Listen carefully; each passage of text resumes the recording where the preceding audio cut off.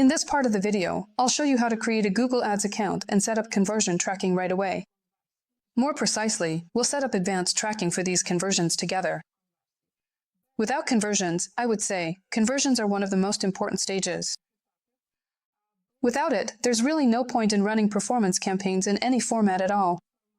Do you have statistics or not? Is your product selling or not? Because AI won't understand whether it targeted your product to the right audience or the wrong one. So this is a very important stage. Without it, there's no point in doing any of this. So how can we create a Google Ads account on the Shopify platform? Basically, we have at least 3 options for how we can set up an ad account. The first is that you can simply go to this link ads.google.com, click the Start Now button, and create an ad campaign. Usually, it's pretty straightforward to set up this ad campaign. It will either be a performance or a search ad campaign. It really doesn't matter. If that's convenient for you, you can create it that way. I personally don't like that Google immediately asks me to set up some kind of ad campaign. That's why I usually prefer the second option for creating ad campaigns. You go into your Merchant Center next, and in the left navigation panel you find the Marketing section, where you'll see ad campaigns, and from there you can create an ad account. I'll show you how to do this a bit later. And the third option, which we're going to use today, is to create a Google Ads account directly through this Google and YouTube plugin, which used to be called Google Channel. Why do it this way? Because this option is most likely to automatically set up the entire set of conversion tracking tools we need without any issues. Yes, because it will install several of them at once, although you can choose to set up only some of them if you want. But we'll use the full package, because if this plugin is developed by Google, then any information it leaves behind is there for a reason. After all, Google engineers don't like to add anything unnecessary. They're more about saving resources than adding extra features. So, most likely, this will also help you in the future, and it's also a plus for the ad account itself. So, what do we do? Look, if you've just created a Merchant Center through this plugin and when you click the button it complains, telling you to first add products to your Merchant Center, that's actually a normal scenario for this plugin. You just need to give it some time. This might take a few hours, or you can just wait until the next day to do it. Look, your ad campaign won't launch anyway until the Merchant Center has fully passed the review. So, basically, there's no need to rush. Maybe it's actually the right move on Google's part that you can't create an ad account instantly in just a couple of seconds. Do you know why? Because, for example, there are situations when the Merchant Center gets blocked because you're missing some required information on your website, or there are other reasons.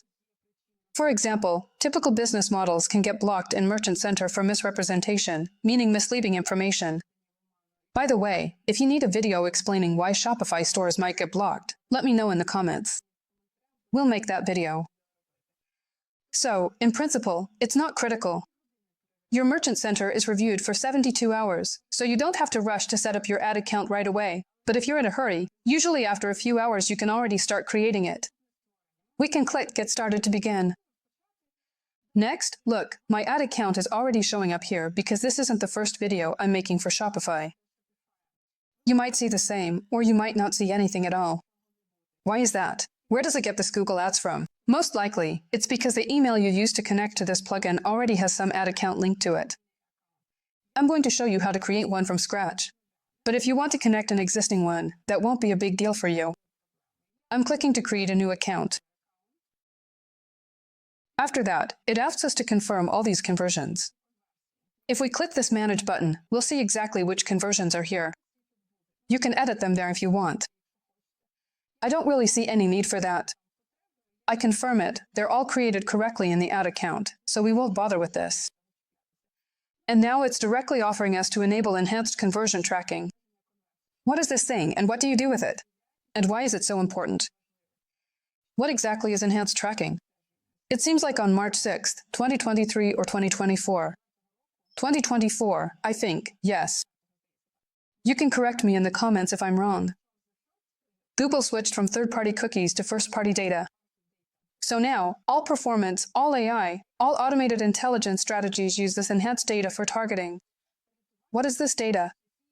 It's when you transmit emails, phone numbers, addresses, zip codes, that is, postal codes, when conversions happen. Why is it doing this? Because access to Google cookies is being taken away by all these consent managers. Plus, in the European Union, there are their own stories with blocking data collection. Google needs to find a way to train its AI to work. And the easiest way to teach it how to work is to give it data about those who have already made purchases. And for Google, the simplest way turned out to be passing on these emails and phone numbers.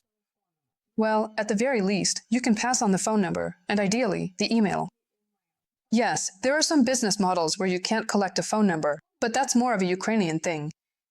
If you're launching abroad, Poland, Germany, Spain, I don't know, the UK, Australia, the States, any country really, usually this won't be a problem for you, because working and communicating via email is basically standard practice for them. So, basically, you'll be able to collect emails this way, and also phone numbers. Is it essential? Not really. As practice shows, Google still isn't very good at targeting by phone numbers, but it does work well with emails. So we confirm the collection, agreeing to it. Why are we agreeing to so many things? Because, after all, this is data that you'll be collecting, and it technically belongs to someone else. The user will be giving it to you. And look, right away, the system is offering us to create an ad campaign. So you can click on this ad campaign, and it will take us to the Merchant Center. Or, for example, if you get lost somewhere, just come back here. Let's go to the settings of our plugin. Just scroll down a little bit, and you'll see there's already an ad account. How do you get into it? You click on this identifier, and it immediately takes you to this ad account. It's completely empty, brand new, fresh. There's basically nothing here yet. What do you need to do next? Well, of course, you need to set up all the payment information. This is absolutely crucial for you. If you don't top up your ad account, you simply won't be able to advertise. I'll touch a bit on these nuances and points. Maybe some of you will find this interesting, and some won't. So, what should you pay attention to when you're setting up all these billing settings? The first thing is what documents you will later provide to Google to verify this information. So, Google now has this, well, it's hard to call it a service, more like a feature, where after about 2 weeks, for some people a month, for others more or less, they might ask you to go through advertiser identity verification. Don't be alarmed. Well, we won't be discussing in this video why they're collecting this data. Because in the States, for example, they even collect your social security number. No one knows why, but the monopoly sets its own rules. From a security standpoint, it makes sense, because very often even scammers hack ad accounts and drain your funds. So, sooner or later, you'll have to go through it anyway. To make sure you have fewer of these iterations, setting things up right or wrong, there are some important nuances to keep in mind. First, billing country. Look, you won't be able to change this country later, so keep that in mind, just like with the currency. You see, in my case, the currency was automatically pulled from the Shopify settings. You might have a different currency. Pay attention to this. This is the currency in which, basically, your ad account will be running. How you top it up is a completely different story. The only issue is the exchange rate. These two things can't be changed later. Well, now it doesn't let me change the currency anymore. If we were creating an ad account through Merchant Center, you could set the currency right away in the settings. I'll show you later how you can do that as well. Next, we have payments. We choose between automatic or manual payments. What does this affect? Look. How do you find out more about what this is? In different countries, it can be completely different. So, you go to this link right here. You look for the country where you'll be creating this ad account and check which methods are available there. Since I have Ukraine here, right, I have a set of automatic or manual options. If, for example, I choose, let's say United Kingdom, but now let's select United States together. See, here it immediately suggests an organization, for example. But here, look, usually there will be automatic payments and you get a credit line with monthly invoicing. It's kind of like a credit history that you get, in a way. You use up this credit, then the amount is charged from your card, and it goes in a cycle like that. So pay attention to which country you choose and what billing methods you have, how you will top up your account. In Ukraine, prepaid payments, these manual ones, and automatic payments are available. Automatic payments, what's the difference between them? Manual payments are when you first top up your account and then spend the amount, while automatic payments are when you reach a certain threshold and the payment is automatically charged from your card. For automatic payments, I would always recommend, if you have the opportunity, to get a separate card. Why? Because, as I already mentioned, scammers very often hack advertising accounts. And they don't hack from the agency side, but rather hack the payment emails themselves, meaning the ones that agencies or individual specialists, for example, don't have access to. And if they hack this email, they can remove you from the account and start running ads. You could easily, in just a couple of hours, if you're not paying close attention to what's happening in the account, end up spending a significant amount of money. So either you set billing limits in your card settings, or you get completely separate payment cards. You decide for yourself which way is better, but keep in mind that this is possible. Next, for manual payments in Ukraine, there are two payment formats. It's either a top-up via invoice or a credit or debit card. What's the difference? It depends on how you're going to handle all the details here, like the type of organization and so on. This affects things like VAT and other aspects, just so you're aware. Let me know in the comments if you want me to go into more detail on this or not. Maybe for Ukraine I should make a separate video, but since very few stores are launched locally on Shopify in Ukraine, I won't focus on this for now. For example, we can take Poland, which is right next to us. Yeah. Where is Poland here? Here's Poland, for instance. The following payment methods are available there. It immediately asks us to add a credit card, and as you can see, only automatic payments are available. We won't have any other payment options. Poland. To get a monthly invoice, you need to submit a separate application. Where's Poland? PRS. Poland. Poland. Yes, here you can get a monthly invoice, but you need to submit a special application for it. Here too, as you can see, you can choose either individual or organization. So, what's the difference? I'll show this using Ukraine as an example so you understand. You can skip this step if it's not relevant to you.